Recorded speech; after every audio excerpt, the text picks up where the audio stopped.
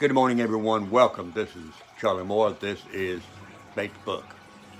The Lord has touched my heart this morning about doing, once again, my testimony on how I got saved. And I pray that it will be a blessing and encouragement to someone along the way.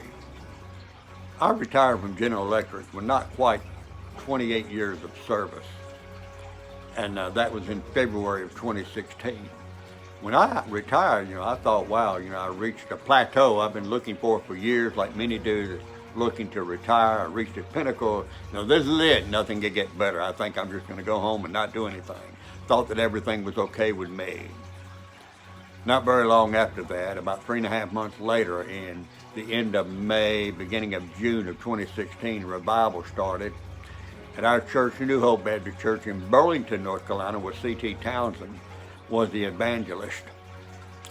And it started out as a regular revival, but toward the end of I believe the first week or whenever, it's just like everything changed, and I mean revival broke out.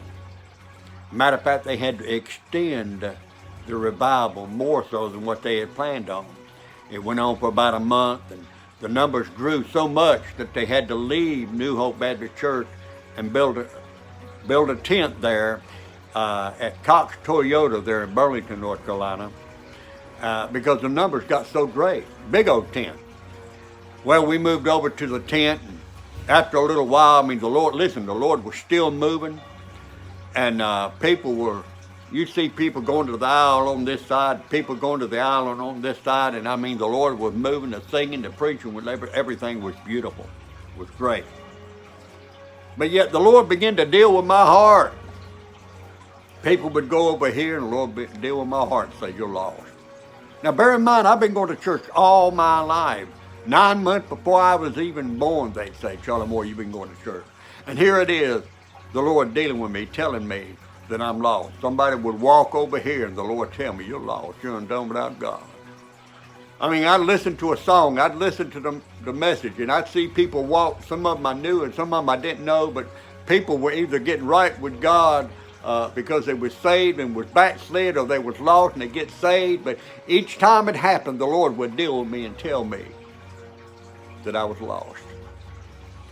And I tried to reason with myself. I say I reasoned with myself because God knew I was lost, so I just couldn't find myself reasoning with him. So I tried to talk myself into saying, everything's all right with me. It's just, I don't know, it's just my mind. But the Holy Spirit kept dealing with me and dealing with me and dealing with me. And over the next few weeks, the Lord's conviction got more and more and more within my life, within my heart, telling me you're lost and undone, you're not saved, you're not going to heaven. And here I am, been going to church all my life. I've done about everything that could be done in the church, and I had a rest home ministry. I had it all going and everything right. And here at this revival, at this tent meeting, God is telling me that I'm lost. I tried to hide and tried to run from it. The conviction got so real after several weeks. That revival went on for 13 weeks, but after several weeks, the conviction got so real that even though it didn't happen at the tent, but the tent was the foundation of it. I was going down the interstate, heading toward Mebane, North Carolina. The conviction got so real, God was dealing with my heart. I had to pull the car over on the side of the interstate. I put it completely off. I don't know if I cut the car off, but I know I had enough sense to put it in gear. And I bowed my head and said, Lord, I can't lie to myself anymore. Lord, I know I'm not lying to you because, Lord, you know I'm lost. And I asked the Lord to forgive me, to come into my heart and save my soul. And he did it right there in 2016. After all these years of thinking that I was okay, after all these years, whether I'm working at General Electric or whatever I'm doing, I thought it was okay, but I was lost no more way to hell. And it was God that dealt with my heart and allowed me to realize that I was lost and undone without him. And I bowed my head and asked the Lord to save me, and he saved me. I couldn't tell you any other time in my over 6 decades of living that I had more peace come over me and in my heart than I did on that side of the road, on that side of the interstate, head toward Mebane in 2016. Folks, it's been different. It's different now. I've got peace in my heart that passes all understanding. I can't even put it into the right words that I could be pleased with myself. All I can do is just trust God. I know that I'm saved on my way to heaven. I think about the times over the years that, that I've hurt people or said things or done things, and you just wish that you could go back and hug them and say, I'm sorry I said that. I'm sorry I did this and all that.